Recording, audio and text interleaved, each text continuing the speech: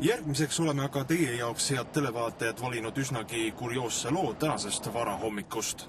Nimelt sai Häirekeskus veidi enne 6 teate sellest, et nende abi vajab noor naisterahvas. Nimelt olevat ta kusagilt alla kukkunud.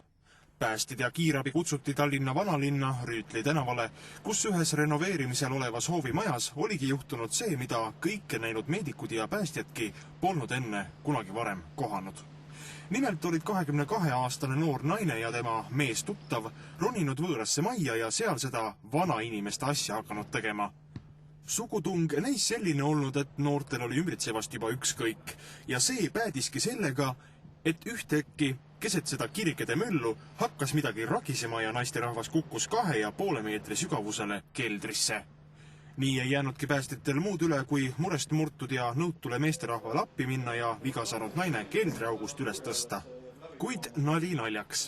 Naise vigastused olid kukkumisest niivõrd tõsised, et meedikud otsustasid ta viia edasi Mustamäe haiglasse.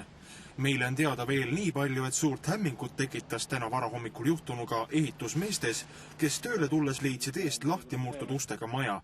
Selle peale otsustasid nad juba politsei kutsuda. Kuid eks see jääb nüüd juba asjatundjate otsustada, kas võõras majas seksimine on kuritegu või kvalifitseerub see hoopis huligaansuseks. Igatahes jääb see episood vähemalt nendele 2 asjaosalisele eluks ajaks meelde.